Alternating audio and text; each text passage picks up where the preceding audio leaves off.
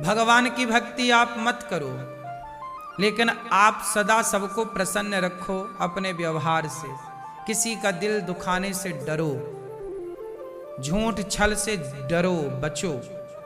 राम ने क्या किया है? यही तो किया है, सबको गले लगाया और गलत लोगों को मारा है, रावण जैसे पापियों को। जो राम ने किया है, एक बार गहराई से राम को देखो।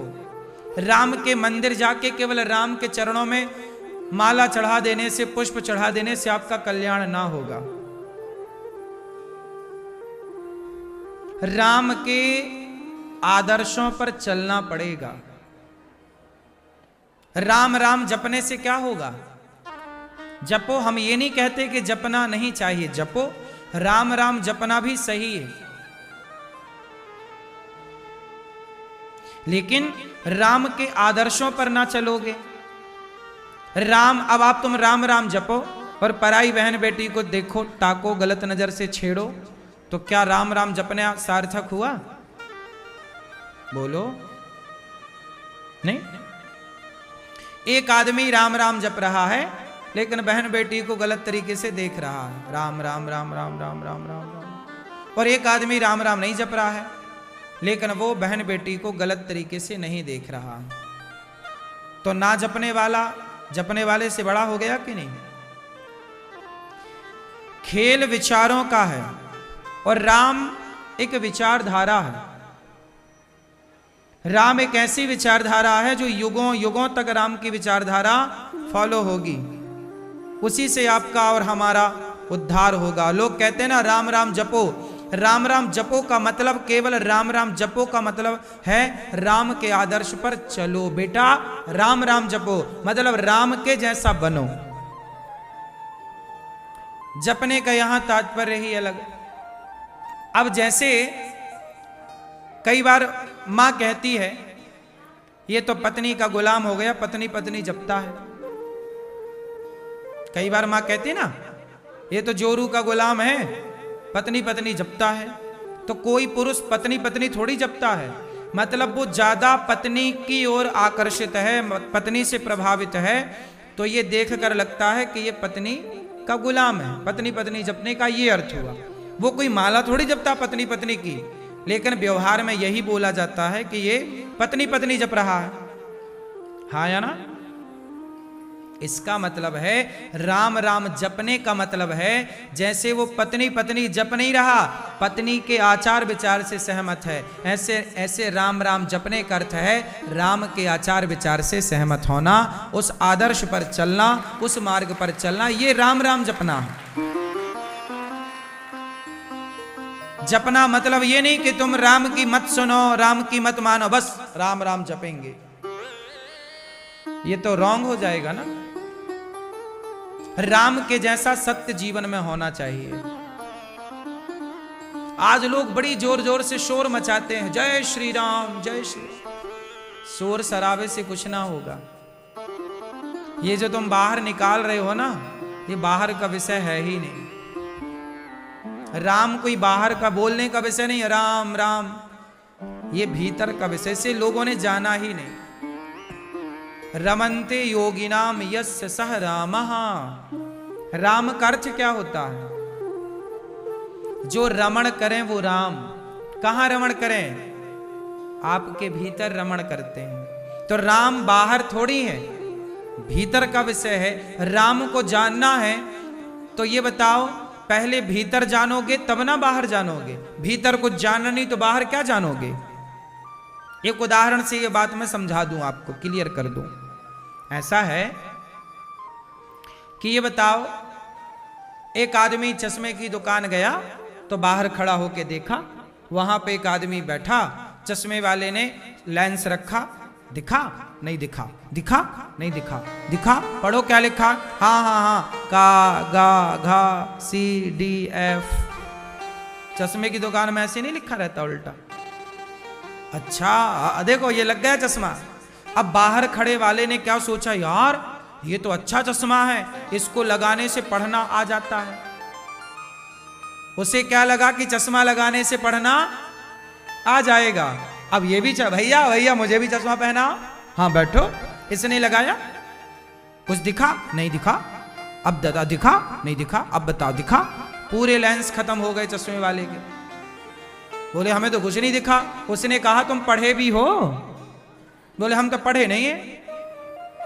जब पढ़ा ही नहीं तो वो का को क्या पहचानेगा, खा को क्या पहचानेगा? का खा गा घा चा छा जा झा, इसे कौन पहचानता है? जो चा को पढ़ा होगा, छा को पढ़ा होगा, A B C D E F G कौन पहचानेगा? जो ए बी सी डी पढ़ेगा। वरना कोई क्या पहचाने कि ए क्या है, बी क्या है, सी क्या है। अब जो कभी नहीं पढ़ा उससे कहो भैया ये क्या लिखा है, वो ए को पढ़ पाएगा, बी को पढ़ पाएगा? पढ़ाई बाहर तब ना दिखेगी जब भीतर होगी। बोलो चा छा जा बाहर तो तब पढ़ोगे ना जब वो चाछा जा का ज्ञान भीतर होगा। बोलो मेरी माँ, यदि चाछा जा झा काखा गाघा ए बी सी डी भीतर नहीं है तो बाहर पढ़ पाओगे? उत्तर दो, नहीं ना। तो पहले ए बी सी डी कहां होने चाहिए, काखा गाघा कहां होना चाहिए? जब भीतर होगा तब तो बाहर दिखेगा। उसी तरह जब भगवान भीतर होंगे तब ना बाहर नजर आएंगे। बाहर अब भीतर है ही नहीं तो बाहर तुम्हें पत्थर दिखता है। अरे ये तो पत्थर की मूर्ति है, ये पत्थर, ये भगवान थोड़ी है। लोग क्या कहते हैं, ये तो भगवान, ये तो धातु है, लकड़ी है। और तुम पागल हो, भगवान भगवान कह रहे हो, मंदिर जा रहे हो। ये लोग कहते क्यों हैं? क्योंकि बेचारों ने भीतर अनुभव नहीं किया। और मैं आपको बताऊं, जो तुम चिल्लाते हो भगवान भगवान, ये भगवान बाहर का विषय नहीं है। चाछा जाझा बाहर का विषय नहीं है, काखा गाघा बाहर का विषय है, ये तो भीतर की बातें हैं। बात समझ में आ रही है? भाषा का ज्ञान बाहर नहीं होता, भीतर होता है तो बाहर दिखती है। कोई भी भाषा हो धरती की, वो भाषा कहां होनी चाहिए? भीतर। तमिल भाषा भीतर होगी तो बाहर अखबार पढ़ लोगे आप। उर्दू भीतर होगी तो बाहर उर्दू का अखबार पढ़ लोगे आप। चाइनीज भाषा भीतर होगी तो बाहर चाइना का अखबार पढ़ लोगे आप। यही नहीं है तो बाहर कुछ नजर, बाहर सब काला अक्षर भैंस बराबर। बाहर तो काला अक्षर भैंस बराबर। यदि भीतर नहीं है तो काला अक्षर किसके बराबर है? हाँ, ये सब काला अक्षर है। अब ये पढ़े कौन? जिसके भीतर होगा वही ना पढ़ पाएगा। ऐसे अब मंदिर में भगवान देखे कौन? जिसके भीतर राम है वही बाहर के राम को देख पाएगा। भीतर ही राम नहीं है तो बाहर काहे का राम? इसलिए लोग गलत दिशा पर चले गए मेरी मां। भक्ति के नाम पर लोग ना भटक गए। भक्ति के नाम से लोग भटक गए। उन्हें लगा कि बस राम राम चिल्लाना ही भक्ति हो गई। जाना समझा कुछ नहीं, राम के आदर्शों को माना कुछ नहीं, राम की तरह चले नहीं, राम की तरह काम किए नहीं, घटिया तोड़ रहे हैं, राम राम जप रहे हैं। भैया राम ने कब कहा कि तुम पड़े रहो? राम ने कहा है कर्म प्रधान विश्व करी राखा, जो जस करहि सो तस फल चाखा। काम करो, गीता में भी लिखा है कर्मण्येवाधिकारस्ते मां फलेषु कदाचन। तू कर्म कर, काम कर, और काम भी कैसा कर? सही दिशा में काम कर। रावण की तरह काम ना करना, राम की तरह काम करना। काम रावण भी करता था पर स्त्रियों को चुराने का काम करता था। काम तो राम भी करते थे, माँ बाप की आज्ञा का पालन करने का काम राम करते थे। शबरी के घर जाने का काम राम करते थे। राम शबरी के घर गए तो उसे क्षति नहीं पहुंचाई, उसे आनंद दिया। केवट के घर राम गए, क्षति नहीं पहुंचाई, केवट को आनंद दिया। और रावण सीता के घर आया तो सीता मां को चुरा के ले गया, सीता मां को क्षति पहुंचाई रावण ने। हाँ या ना? मैं आपके घर आऊं और आपको प्रेम से कहूं, कुछ प्रेम से बोलूं, अच्छा व्यवहार करूं, मैं आपको खुशी दूं, ये तो राम के आदर्शों पर चलना हो गया। मैं आपके घर आऊं और आपको गले लगाऊं, खुशी दूं, प्रसन्नता दूं, ये तो राम का आदर्श हो गया। और मैं आऊं आपके घर और आपकी बहन बेटी कोई गलत तरीके से देखूं, ये रावण वाला आचरण हो गया। तो राम और रावण, आप ही राम और रावण हैं। कोई राम रावण की बात मत करो। आपके भीतर राम भी हैं और आपके भीतर, वो भैया को जगाओ। राम राम। हो गई नींद एक आध झपकी? सुनो, आपके भीतर दोनों है, राम और, अच्छा राम में भी 10 है और रावण में भी 10 है। क्या राम किसके पुत्र हैं? 10। किसके पुत्र हैं? 10 रथ। राम के नाम के आगे भी 10 लगा है, 10 रथ, 10 अंक है। और रावण के आगे भी लगा है दशानन, 10 है। राम के आगे भी 10 है और रावण के आगे भी 10 है। और दोनों 10 का तात्पर्य है इंद्रियों से। 10 इंद्रियां कितनी होती हैं मैया? राम में भी 10, रावण में भी 10। इस कलयुग में बॉलीवुड ने भी 10 लगा दिया, 10 बहाने करके ले गई। हाँ। यहां भी 10।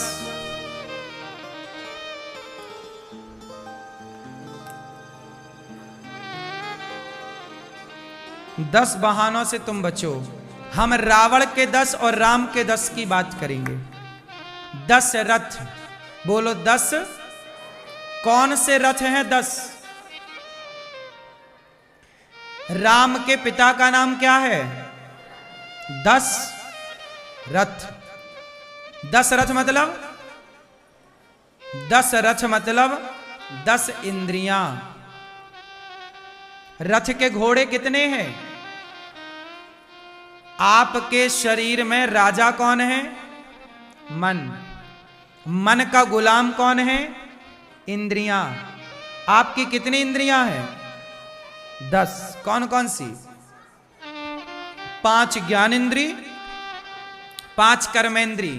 ज्ञानेंद्री आंख से ज्ञान देखने का, कान से ज्ञान सुनने का, जिह्वा से ज्ञान स्वाद का, नाक से ज्ञान गंध का, चमड़ी से ज्ञान स्पर्श का, स्पर्श टच। कर्मेंद्र, ये ज्ञानेंद्रिय से ज्ञान हो रहा, शब्द स्पर्श रूप रस गंध। 5 कर्मेंद्रिय हैं जिनसे कर्म होता है। कर्म होता है मुंह से बोलना बताना, पहला। दूसरा हाथ लेना देना, तीसरा पांव चलना फिरना, कर्म हो रहा है। और चौथा मूत्र द्वार और 5वां मल द्वार। मल और मूत्र का विसर्जन भी कर्म ही है। यदि ये मलमूत्र रुक जाए तो आप मर सकते हैं। बोलो हां कि ना? तो ये कर्म है जो कि नित्य आपको करना ही पड़ता है। तो 5 ज्ञानेंद्री प्लस 5 कर्मेंद्री, इन 10 इंद्रियों का राजा है मन। तो इन इंद्रियों को दशरथ जी ने क्या किया? अपने वश में किया।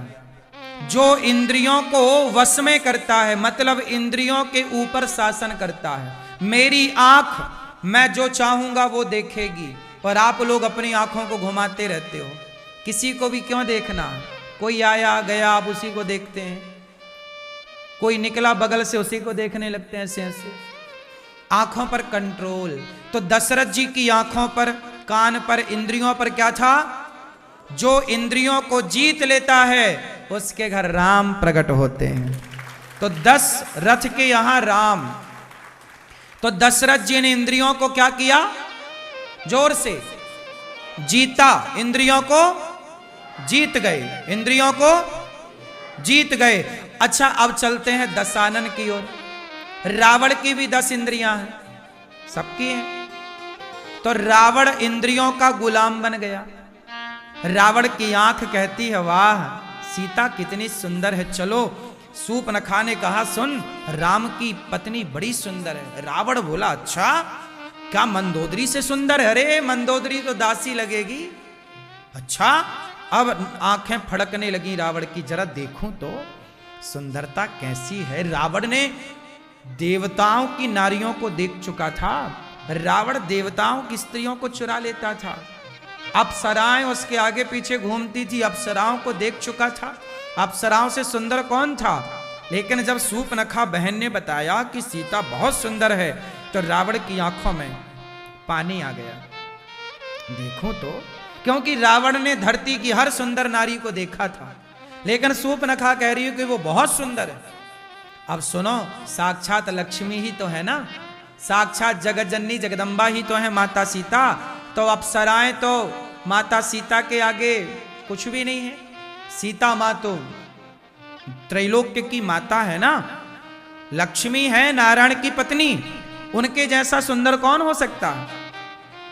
तो शूर्पणखा तो ठीक कह रही है कि बहुत सुंदर है, लेकिन रावण ने उन्हें माता मानने की जगह गलत भाव से देख लिया। सुंदरता है, मैं देख के आता हूं। रावण गया, देखो रावण का कंट्रोल नहीं है उसकी आंखों पर। गया, अब जब गया था तो प्रणाम करता ना, माता आप तो माँ हो, तू बड़ा ज्ञानी था ना, पंडित भी था, तो माता को पहचाना क्यों नहीं? कि ये जब तू ज्ञानी था, भविष्य का जानकार था, तो इतनी सी बात नहीं जान पाया रावण कि ये तो लक्ष्मी है, राम तो नारायण है, इतना नहीं जान पाया। जब तुम देवताओं को जान गए तो तुम इतनी बात ना जान पाए। तुम्हारा भाई विभीषण ये जान गया कि राम भगवान है और चला गया राम की शरण में। जब तुम्हारा सगा भाई जो तुमसे कम पढ़ा लिखा था, रावण ज्यादा पढ़ा लिखा था कि विभीषण? बोलो, रावण ज्यादा विद्वान था। तुम्हारा कम पढ़ा लिखा भाई जान गया कि ये बाली को मार दिया राम ने, राम का डंका बज गया, राम ने बाली को मारा। बाली को कौन मार सकता है? सामान्य। बाली ने स्वीकार किया कि ये भगवान है, रावण ने भी स्वीकार किया कि ये भगवान है। खर दूषण सब मोहि बलवंता, तिन्हीं को मारे बिनु भगवंता। रावण को भी लगा ये भगवान है। जब मान गए, तुम जान गए, तो चरणों में काहे ना गिर पड़े? दूसरा पक्ष ये रावण का हो सकता है कि मैं कल्याण करना चाहता था लंका वासियों का। ठीक, कल्याण करने के और भी साधन थे, सीता को चुराना ही साधन नहीं था। रावण गया, आंखों से फिसल गया रावण। अब जब आंखों से फिसला, देखा बहुत सुंदर है, तो रावण का मन हुआ कि ले चलूं लंका। तो रावण ने सीता मां को स्पर्श किया, पकड़ा ना, पकड़ के चढ़ाया और ले गया। तो रावण ने सीता मां को उठाया, ले गया। मतलब रावण ने अपनी, रावण किससे हारा? उत्तर दो, रावण किससे हारा? किससे हारा? रावण राम से बाद में हारा। और रावण राम से क्या हारा? रावण तो अपने इंद्रियों से, अपने आप से हार गया। हाँ। इसलिए मैं कहता हूं, किसी से जीतो ना जीतो, अपने आप से तो जीतो कम से कम। अपने मन से तो जीतो, अपने मन को तो अपने कंट्रोल में रखो, मन को तो आजाद ना छोड़ो। तो रावण अपनी इंद्रियों से हार गया, तो रावण का सर्वनाश हुआ और अपनी इंद्रियों पर कंट्रोल किया दशरथ जी ने, तो भगवान को खींच लिया दशरथ जी के त्याग ने, इंद्रियों के कंट्रोल ने। देख लो ये